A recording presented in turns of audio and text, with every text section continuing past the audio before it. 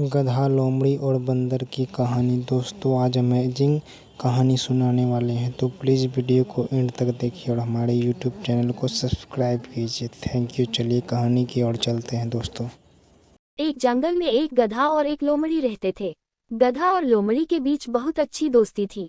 वो दोनों अक्सर जंगल में शांत घूमने जाया करते थे।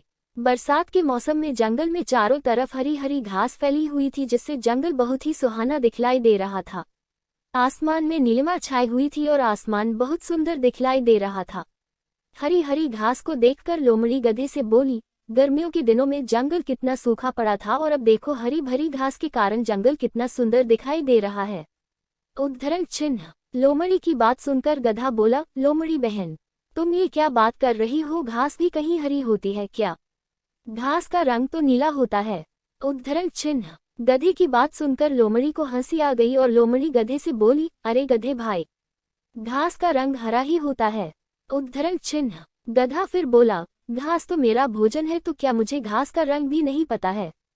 तुम तो मांसाहारी जीव हो, तुम्हें क्या पता घास का रंग कैसा होता है? उद्धरण चिन्ह। गधा और लोमड़ी दोनों अपनी बात पर अड़े रहे। धीरे धीरे दोनों में बहस होने लगी और दोनों एक दूसरे की बात मानने के लिए बिल्कुल भी तैयार नहीं थे।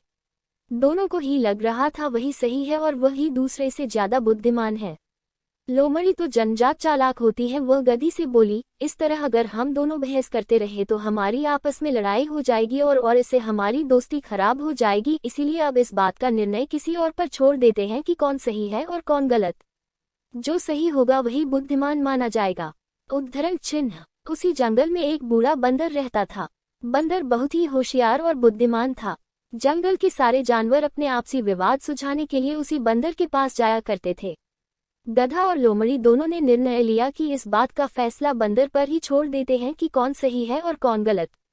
लोमड़ी मन ही मन बहुत खुश हो रही थी, क्योंकि वह जानती थी कि घास का रंग तो हरा ही होता है, इसीलिए निर्णय उसी के पक्ष में आएगा। गधा और लोमड़ी दोनों मिलकर बूढ़े बंदर के पास गए और उसे सारी बात बतलाई।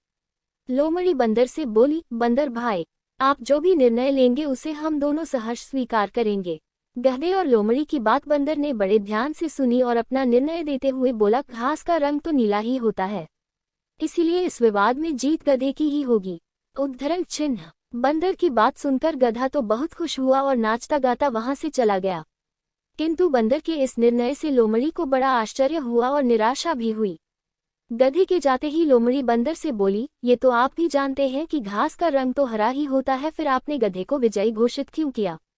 उद्धरण चिन्ह। बूढ़ा बंदर बोला, ये सत्य है कि घास का रंग हरा ही होता है, किंतु तुम तो एक बुद्धिमान प्राणी माने जाते हो और बुद्धिमान होकर एक मूर्ख गधे से वाद विवाद कर रहे हो, इसीलिए बुद्धिमानी के तराजू पर तुम फेल हो जाते हो। लोमड़ी को भी सारी बात समझ में आ गई और वह अपना समूह लेकर वहां से चली गई। शिक्षा। गधा और लोमड़ी की इस कहानी से हमें शिक्षा मिलती है कि कभी भी मूर्खों से अनावश्यक वाद विवाद नहीं करना चाहिए, अन्यथा हमें ही बेइज्जत होना पड़ेगा।